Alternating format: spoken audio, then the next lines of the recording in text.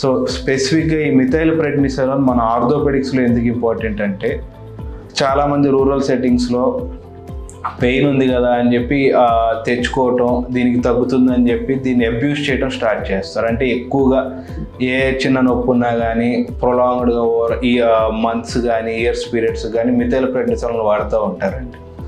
So orthopaedics స్పెసిఫిక్గా వచ్చేటప్పటికి steroid tablets అనేది ఎక్కువగా కంటిన్యూస్గా వాడేటప్పటికి మోస్ట్ కామన్గా ఆస్టియోపోరోసిస్ అనేది స్టార్ట్ అవుతుందండి.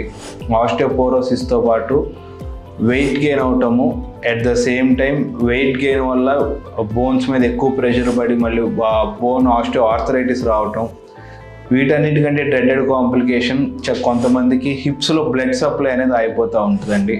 బ్లడ్ సప్లై అయిపోయి ఏవిఎన్ అంటే ఏవాస్కులర్ నెక్రోసిస్ అని వస్తూ ఉంటుంది. సో ఇవి బేసిక్గా మనకు ఆర్థో సైడ్లో వచ్చే ప్రాబ్లమ్స్.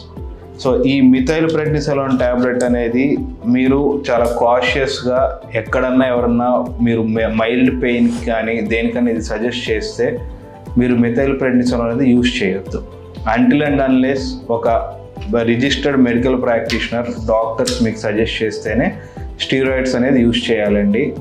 సో మిథైల్ ప్రెడ్నిసోలోన్ అనేది వితౌట్ డాక్టర్ అడ్వైస్ యూజ్ చేయొద్దు.